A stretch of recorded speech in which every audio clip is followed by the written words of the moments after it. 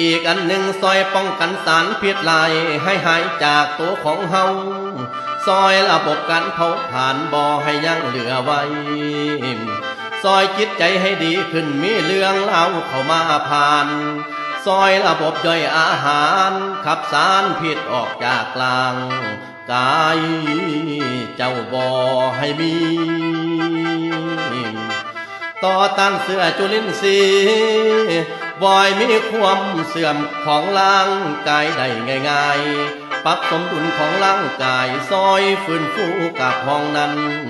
ให้ยาวมันจังแม่นดี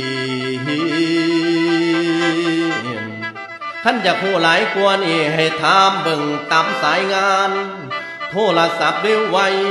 จื้อเบือนอจำไว้ทั้งไม่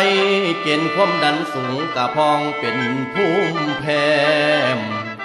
โรคผิวหนังพองผมหลวง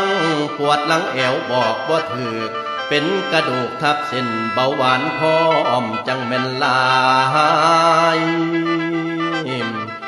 รู้มาต่อยทั้งโลกเก่าอัมพาตอัมพฤกษ์โรคหัวใจผู้สูงวัยฤทธิ์สีดวงทวารแทมแผลเลือลังสาปลายเท้าปลายมือเป็นเหือดหอบแก่ก่อนไว้ใส่นัดพร้อมหลายแนวแท้ตั้งแต่เป็นไผกะปัดจากเป็นบ่อยากพบกะมาเห็นบ่อยากเป็นกะมีมาเชื่อว่าคนบ่หนีพ้นอีกอันหนึ่งเพิ่นว่าเขาแล่นอ่ำยังพอแบ่งกันกินอยู่น้อมแต่ว่าความเจ็บเป็นมันแบ่งกันบ่มีใดจูที่ไผมันแท้ระวังเอายาประมาทพลาดแล้วแก่ยากหายจนตายทิ่มนั่นบ่ไหวป้องกันไว้ดีกว่าแก่น้ำสลายแดงคนจังผู้กินดีได้บอกตอม